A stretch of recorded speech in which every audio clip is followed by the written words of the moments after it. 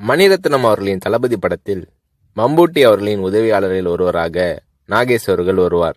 நாகேஷ் அவர்களிடம் 10 நாள் கால்ஷீட் வாங்கி இருந்த போதிலும் படத்தில் நாகேஷ் அவர்கள் நடித்த 3 காட்சிகள் மட்டுமே இடம்பெற்றிருந்தன.